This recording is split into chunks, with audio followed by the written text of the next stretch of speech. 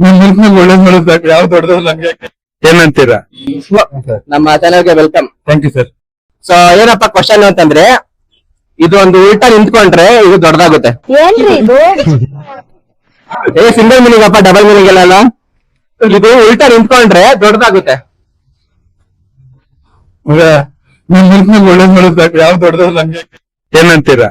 ಇದೊಂದು number clue ಕೊಡ್ತಾ ಇದೀನಿ. 9 ಅಲ್ಲ.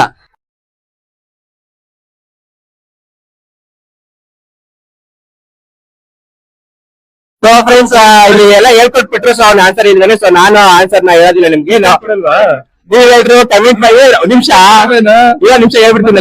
ಹೇಳಿದೆಲ್ಲ ವೇಸ್ಟ್ ಆಯ್ತು. ಕೊಡ್ತೀನಿ ನಾನು. ಅದು ಕ್ಯಾಮ್ರಾ ಮುಂದೆ ಕೊಡಲ್ಲ. ಅದು ಓಕೆನಾ? ಕೊಡ್ತೀನಿ. ಬೇರೆ ತರ ಆಗುತ್ತೆ. ಸೊ ನೀವ್ ಹೇಳಿದ್ರು ಕಮೆಂಟ್ ಮಾಡಿ, ಉಲ್ಟಾ ನಿಂತ್ಕೊಂಡ್ರೆ ಯಾವ್ದು ದೊಡ್ಡದಾಗುತ್ತೆ ಅಂತ. ಇವ್ರ ಪೇಜ್ ನ ಫಾಲೋ ಮಾಡಿ.